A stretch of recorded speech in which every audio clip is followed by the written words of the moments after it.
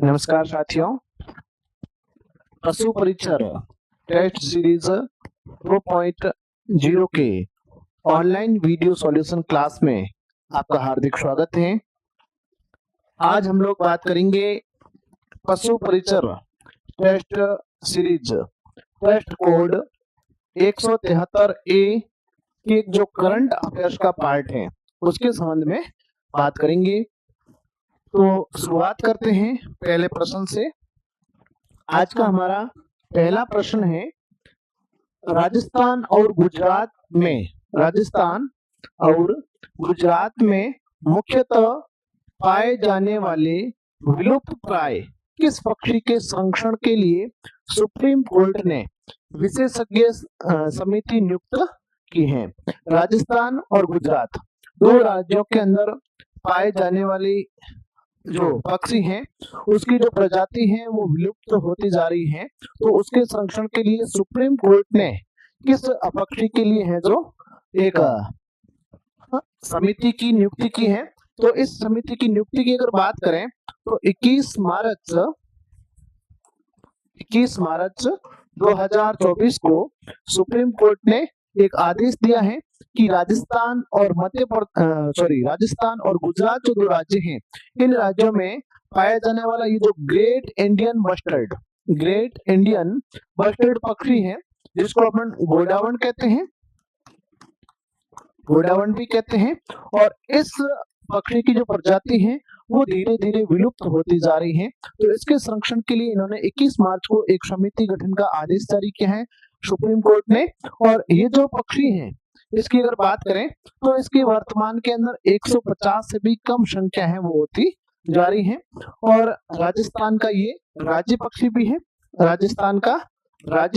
है, great Indian bustard, जिसको गोडावण कहते हैं।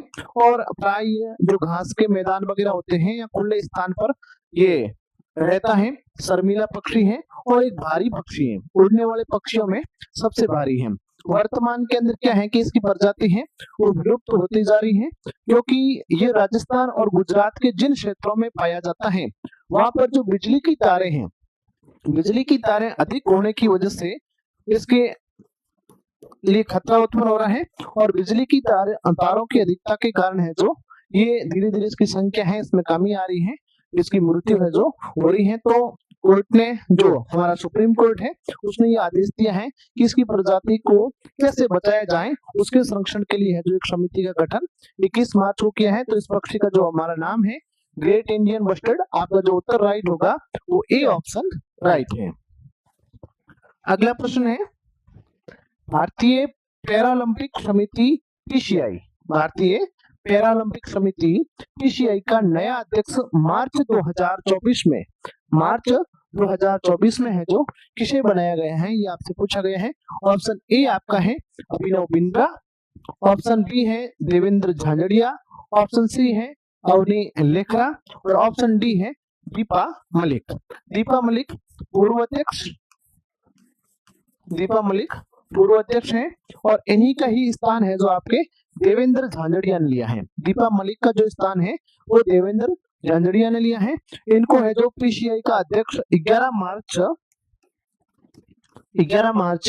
2024 को नियुक्त किया। 11 मार्च 2024 को है जो इनको पीसीआई का नया अध्यक्ष बनाया है। देवेंद्र झांझड़िया की अगर बात करें तो ये राजस्थान के चूरू जिले से संबंधित हैं। एकमात्र ऐसे खिलाड़ी हैं जो पैरा ओलंपिक में 2 स्वर्ण पदक जीत चुके हैं। देवेंद्र झांझड़िया की अगर बात करें, वर्तमान में जो लोकसभा के चुनाव हुए थे इनमें उन्होंने चूरू लोकसभा से भारतीय जनता पार्टी की ओर से चुनाव भी लड़ा था, हार गए थे। लेकिन खेल की अगर बात करें तो जेवेलिन जो थ्रो है जिसको भाला फेंक कहते हैं, तो जेवेलिन थ्रो खेल से ये संबंधित हैं। और पैरा ओलंपिक के अंदर है जो भारत को 2 स्वर्ण पदक दिलाने वाले एकमात्र भारतीय पैरा ओलंपिक खिलाड़ी हैं, राजस्थान के चूरू जिले से हैं जो संबंधित हैं।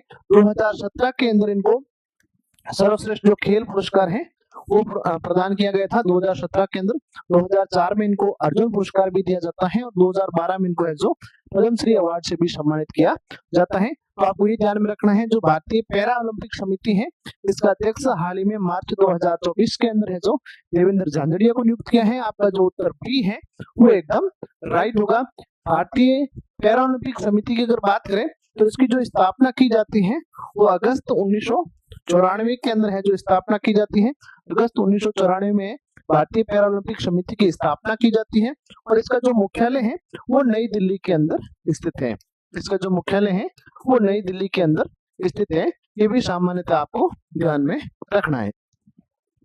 अगला हमारा प्रश्न है, देश की पहली अंडर होना चाहिए, अंडर वाटर मेट्रो की शुरुआत कहां से हुई है? देश की पहली अंडर वाटर मेट्रो की शुरुआत है जो कहां से हुई है, ये प्रश्न आपसे किया गया है। ऑप्शन ए कोलकाता है, option B Chennai, option C Ahmedabad और ऑप्शन डी जयपुर। तो ऑप्शन ए जो कोलकाता है ये आपकी राइट है। यहाँ पर 6 मार्च 2024 को भारत के प्रधानमंत्री नरेंद्र मोदी ने है जो भारत की पहली अंडर वाटर जो मेट्रो रेल है इसकी शुरुआत की है। ये जो रेल सेवा है, ये जो मेट्रो सेवा है, ये जो हुगली नदी है, हुगली कलकत्ता के पास में जो हुगली नदी है, इस हुगली नदी के नीचे एक सुरंग बनाई गई है। हुगली नदी के नीचे एक सुरंग बनाई गई है और उस सुरंग से है जो ये ट्रेन गुजरती है। भूमि से लगभग आपके 32 मीटर है जो नीचे ये मेट्रो ट्रेन चलती है। तो ये बहुत शानदार प्रश्न है कि देश की पहली जो अंडर वाटर मेट्रो ट्रेन है वो कहाँ प्रारंभ की गई? कलकत्ता शहर के अंदर है जो प्रारंभ की जाती है। 6 मार्च 2024 को भारत के जो प्रधानमंत्री होते हैं नरेंद्र मोदी, वो इनका शुभारंभ करते हैं। जो हुगली नदी है इसके नीचे एक सुरंग है, वहां पर ये 32 मीटर नीचे है जो चलती है। और यहीं पर हावड़ा, ध्यान में रखना है, हावड़ा है जो विश्व का सबसे नीचे स्थित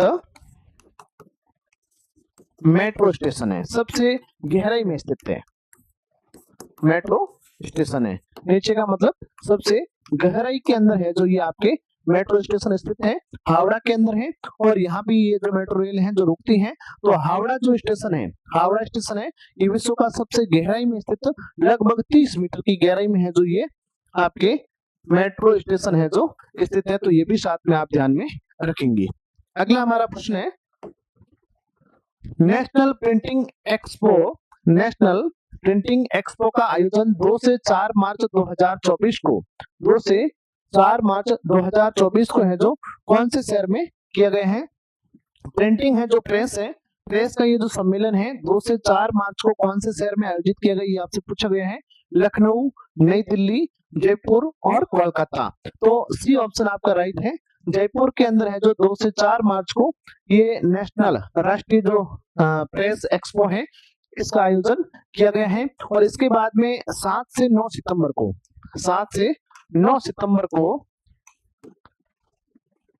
2024 को इस नेशनल प्रिंटिंग एक्सपो का आयोजन है जो गांधीनगर में भी किया गया है। गांधीनगर गुजरात के अंदर भी किया गया है।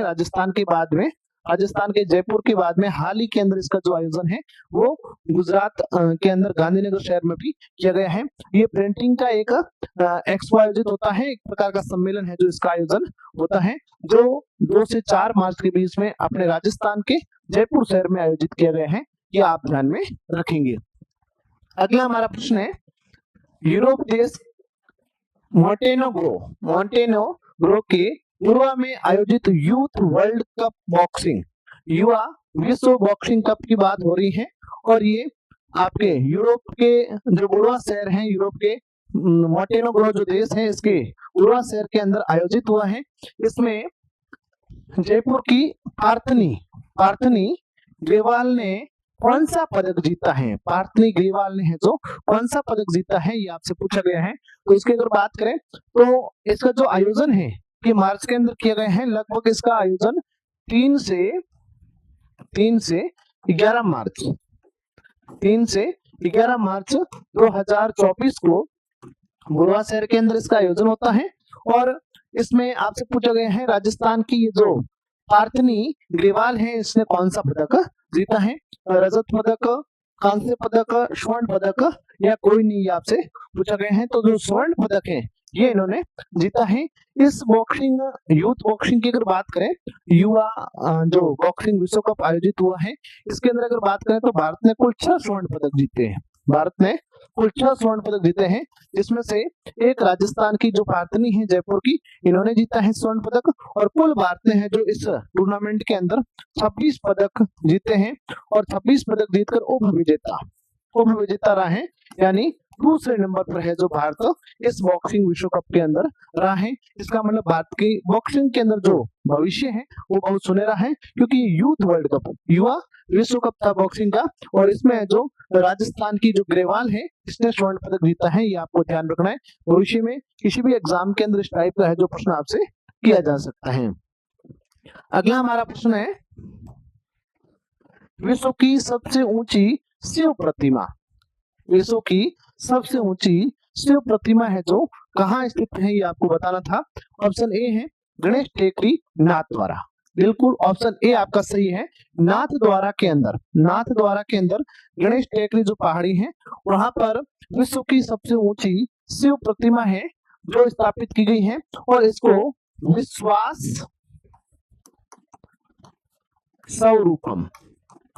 विश्वास स्वरूपम के नाम से भी जाना जाता है। इसकी अगर ऊंचाई की बात करें तो ये 369 फीट की ऊंची है, 369 फीट ऊंची प्रतिमा है जो विश्व की सबसे ऊंची शिव प्रतिमा है। नाथद्वारा राजसमंद जिले के अंदर राजस्थान में स्थित है, जो आपको ध्यान में रखना है। तो इसमें जो आपका ऑप्शन ए है वो राइट होगा, नाथद्वारा राजसमंद।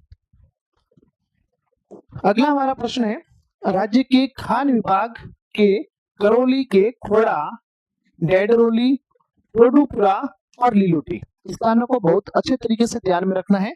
खनिज से संबंधित है और करंट से संबंधित है, दोनों ओर से किसी भी संबंध में आपसे है जो प्रश्न आने वाले किसी भी एग्जाम में किया जा सकता है। तो खोड़ा, डेडरोली, टोडुपुरा, लीलोटी जो ब्लॉक है यहाँ पर ई नीलामी शुरू की गई थी मार्च के अंदर, मार्च 2024 में है जो इसकी ई नीलामी शुरू की जाती है, और अप्रैल 2024 में नीलामी के लिए आवंटन इसका किया गया था। तो इसके सामने आपने पूछा है कि ये कौन से एक्ट के लिए है जो नीलामी शुरू की गई थी। ऑप्शन ए आपका है श्री सजस्ता का भंडार, नहीं। ऑप्शन बी स्वर्ण भंडार, नहीं। ऑप्शन सी लौह अयस्क भंडार, बिल्कुल सही है। लौह अयस्क भंडार का ये जो नीलामी है की गई है, नवीनतम खोजे गए ये करौली के क्षेत्र है, और यहाँ पर उत्पादन के लिए जो ई नीलामी भंडार है वो मार्च 2024 में किया गया है खान विभाग के द्वारा। और राजस्थान के जो खान मंत्री हैं, राजस्थान के जो खान मंत्री हैं वो हमारे राजस्थान के मुख्यमंत्री श्री भजन लाल शर्मा जी हैं। जो भजन लाल शर्मा राजस्थान के सीएम हैं, वही इनके पास ही खान मंत्रालय है। तो खान मंत्री इनके निर्देशन में है जो ये ई नीलामी है जो मार्च 2024 में है जो प्रारंभ की गई, जो आपको ध्यान में रखना है। ठीक है, अगला हमारा प्रश्न है, केंद्रीय जल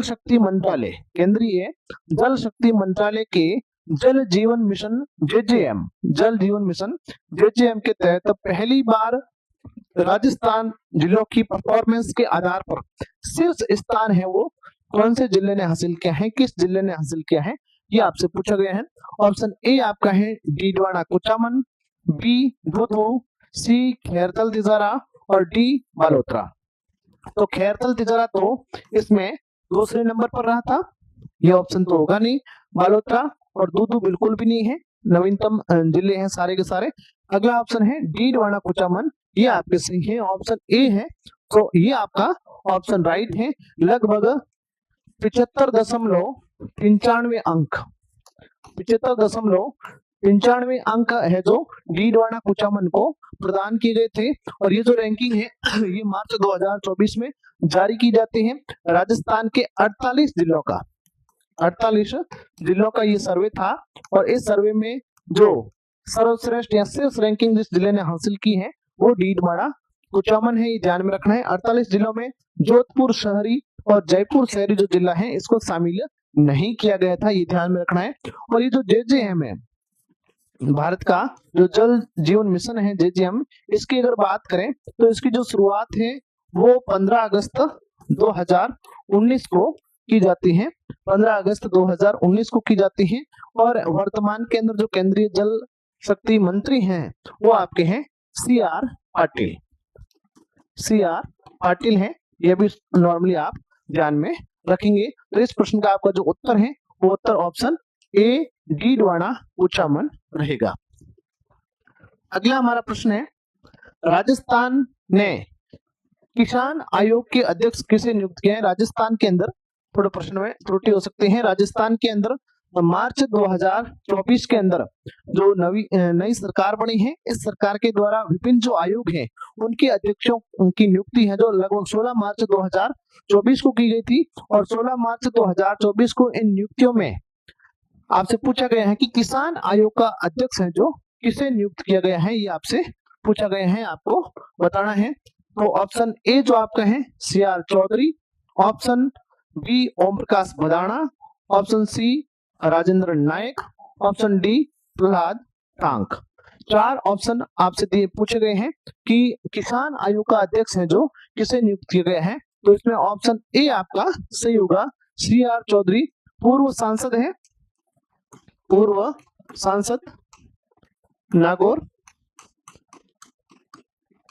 इनको है जो राजस्थान किसान आयोग का है जो अध्यक्ष नियुक्त किया गया है, ये आप ध्यान में रखेंगे।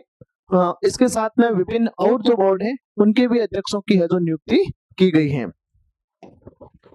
अगला हमारा प्रश्न है, केंद्रीय पर्यावरण वन और जलवायु परिवर्तन मंत्री भूपेंद्र यादव द्वारा भारत के तेंदुओं की स्थिति रिपोर्ट में राजस्थान के तेंदुओं की संख्या कितनी है?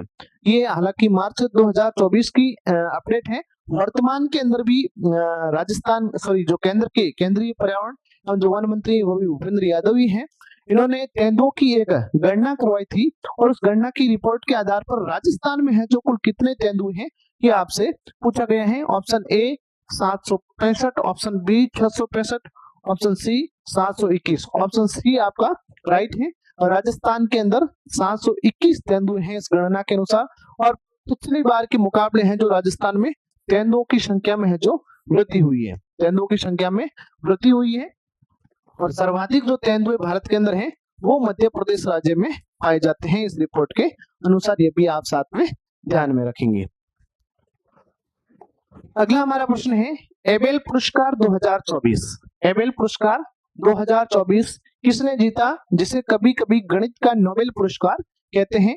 नोबेल पुरस्कार के गणित के नोबेल पुरस्कार के नाम से जाना जाता है। एबेल पुरस्कार 2024 जो है किसने जीता है? पहला ऑप्शन है ए पुलिकेल अजन, बी एंटोन जिलिंगर, सी जॉन क्लॉसर और डी मिशेल टेलग्रांड। तो मिशेल टेलग्रांड ने है जो ये एबेल पुरस्कार 2024 जीता है। ये फ्रांस के गणितज्ञ हैं, फ्रांस के गणितज्ञ हैं। और जो ये एबेल पुरस्कार है ये गणित के क्षेत्र में उत्कृष्ट कार्य करने वाले गणितज्ञों को ही प्रदान किया जाता है। ये जो पुरस्कार है इसकी प्रारंभ करने की जो घोषणा है वो 2002 में है जो नॉर्वे सरकार के द्वारा की जाती है। नॉर्वे सरकार 2002 में इस पुरस्कार को देने की घोषणा करती हैं और 2003 के अंदर है जो ये पुरस्कार प्रारंभ हो जाता है। और ये पुरस्कार नॉर्वे के गणितज्ञ थे एबेल, इनके याद में है जो प्रारंभ किया जाता है और गणित का नोबेल पुरस्कार भी इसे कहते हैं। तो आपसे जो प्रश्न किया गया है कि 2024 का जो एबेल पुरस्कार है ये किसे दिया गया है, तो ये मिशेल टेलग्रांड फ्रांस के गणितज्ञ हैं, इनको दिया गया है, ध्यान में रखना है। ऑप्शन डी आपका इस प्रश्न का उत्तर होगा। अगला हमारा प्रश्न है, हाल ही में मतलब मार्च 2024 में चर्चा में रहा स्टारगेट क्या है? स्टारगेट है जो क्या है? सुपरसोनिक क्रूज मिसाइल है? नहीं। 5वीं पीढ़ी का फाइटर जेट है? ये भी नहीं। मंगल ग्रह पर खोजा गया ज्वालामुखी है? ये भी नहीं। डी ऑप्शन आपका सही है, सुपर कंप्यूटर। ये नवीनतम पीढ़ी का सुपर कंप्यूटर है जिसका नाम है स्टारगेट। तो टेक्नोलॉजी के क्षेत्र में करंट के हिसाब से ये चीज भी आपको है जो ध्यान में रखनी है। तो इसमें आपका जो उत्तर है वो डी राइट होगा। अगला हमारा प्रश्न है, 20 अप्रैल 2024 को भारतीय वायुसेना पोखरण स्थित फील्ड फायरिंग रेंज में एक मेगा युद्धाभ्यास का आयोजन करने जा रही है। उस युद्धाभ्यास का है जो नाम क्या है, ये आपसे पूछा गया है। इसमें ऑप्शन ए है गगन शक्ति 2024, ऑप्शन बी वायु शक्ति, ऑप्शन सी संप्रीति और ऑप्शन डी वायु वेग। तो ऑप्शन ए है जो आपका राइट है, गगन शक्ति 2024। शायद इसमें मिसप्रिंटिंग है। इसकी अगर बात करें गगन शक्ति 2024 की, तो ये आपके 1 से 10 अप्रैल 2024 को है जो पोखरण जो फील्ड फायरिंग रेंज है जैसलमेर के अंदर, और इस पोखरण फील्ड फायरिंग रेंज में है जो इस गगन शक्ति 2024 का आयोजन वायुसेना के द्वारा किया गया। और इसके अंदर विभिन्न जो वायुसेना के विमान हैं उन विमानों ने अपनी शक्ति का है जो प्रदर्शन किया है। और इसका पिछली बार जो आयोजन है वो 2018 में किया गया है, ये भी साथ में आप ध्यान में रखेंगे। बहुत सारे भर्तियों के अंदर करंट में विभिन्न प्रकार के युद्धाभ्यास पूछे जाते हैं, तो उसके संबंध में ये भी चीज आपको ध्यान रखनी है। और इसका आयोजन है जो राजस्थान के जैसलमेर जिले में किया गया है, तो ये भी आपके लिए जरूरी है। अगला हमारा प्रश्न है, हाल ही में मार्च 2024 में Eveready Industries India Limited EIIL के ब्रांड एम्बेसडर के रूप में किसे नियुक्त है जो किया गया है। मार्च 2024 के अंदर किसे है जो ये एवरेडी जो कंपनी है इसका ब्रांड एम्बेसडर किसे नियुक्त किए गए हैं। एवरेडी की अगर बात करें तो ये जो एवरेडी कंपनी है ये भारत के अंदर बैटरी का निर्माण करती है।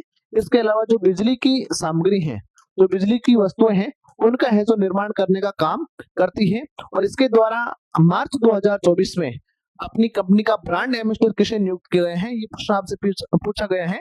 ऑप्शन ए है सात्विक साईराज रंकीरेड्डी, नहीं है। चिराग शेट्टी, ये भी नहीं है। रोहित शर्मा, ये भी नहीं है। ऑप्शन डी आपका राइट है, नीरज चोपड़ा। नीरज चोपड़ा की बात करें तो ये भाला फेंक के खिलाड़ी हैं, आप सब जानते हैं इनके बारे में। भाला फेंक या जेवलिन थ्रो जिसको बोलते हैं, जेवलिन थ्रो के प्लेयर हैं और ओलंपिक के अंदर 2 पदक जीतने वाले ये खिलाड़ी हैं, जिसमें से एक स्वर्ण पदक और वर्तमान ओलंपिक में इन्होंने है जो रजत पदक भी जीता है। तो भारत के बहुत बड़े एथलीट हैं, बहुत बड़े प्लेयर हैं जेवलिन थ्रो के, ध्यान रखना है। और इनको है जो इस एवरेडी इंडस्ट्रीज जो कंपनी है इनके द्वारा मार्च 2024 में जो ब्रांड एम्बेसडर नियुक्त किया गया। इस प्रश्न का आपका जो उत्तर सही है वो है डी, नीरज चोपड़ा। अगला हमारा प्रश्न है, 30 मार्च 2024 को किन पूर्व प्रधानमंत्रियों को मरणोपरांत भारत रत्न से है जो सम्मानित किया गया है। पिछले ही पेपर के अंदर भारत रत्न पुरस्कार 2024 में कितने व्यक्तियों को सम्मानित किया गया था या सम्मानित किया जाएगा, उसके संबंध में अपन ने बात की थी। और आज जो हमारा प्रश्न है वो किन 2 पूर्व प्रधानमंत्रियों को मरणोपरांत है जो भारत रत्न दिया गया था। 30 मार्च 2024 को 5 व्यक्तियों को है जो भारत रत्न पुरस्कार दिया जाता है। उनमें से ये जो 2 व्यक्ति हैं जो मरणोपरांत थे और भारत के पूर्व प्रधानमंत्री भी रहे हैं, जिसमें ऑप्शन ए है जवाहरलाल नेहरू और इंदिरा गांधी, नहीं। ऑप्शन बी राजीव गांधी, अटल बिहारी वाजपेयी, नहीं। ऑप्शन सी है चौधरी चरण सिंह और पीवी नरसिम्हा राव, बिल्कुल सही उत्तर है चौधरी चरण सिंह और पीवी नरसिम्हा राव। इनको भारत रत्न पुरस्कार मरणोपरांत दिया गया है, ध्यान में रखेंगे। और अगर बात करें इनकी तो चौधरी चरण सिंह 5वें पीएम बने थे भारत के और पीवी नरसिम्हा राव 9वें पीएम है जो भारत के बनते हैं। पिछली क्लास में हालांकि इनके बारे में बात की थी कि चौधरी चरण सिंह पहले उत्तर प्रदेश के मुख्यमंत्री रह चुके हैं। जमींदारी प्रथा के खिलाफ इन्होंने आंदोलन किया था, किसान नेता के रूप में प्रसिद्ध है। पीवी नरसिम्हा राव की बात करें तो इन्होंने 73वां और जो 74वां संविधान संशोधन है वो सबसे बड़ा बदलाव जो है नगरीय स्वशासन का और पंचायती राज का, वो पीवी नरसिम्हा राव है जो लेके आए हैं। भारत रत्न अगर मरणोपरांत की बात करें तो प्रथम बार ये जो पुरस्कार है मरणोपरांत का, ये लाल बहादुर शास्त्री को दिया गया। लाल बहादुर शास्त्री जो भारत के पूर्व प्रधानमंत्री थे, इनको है जो प्रथम मरणोपरांत भारत रत्न पुरस्कार दिया गया है, ये ध्यान में रखेंगे। और इनको ये जो पुरस्कार है ये 1966 के अंदर दिया गया है। तो ये थी आज की हमारी पशु परिचर टेस्ट सीरीज 2.0 की करंट अफेयर से संबंधित ऑनलाइन सॉल्यूशन क्लास। धन्यवाद।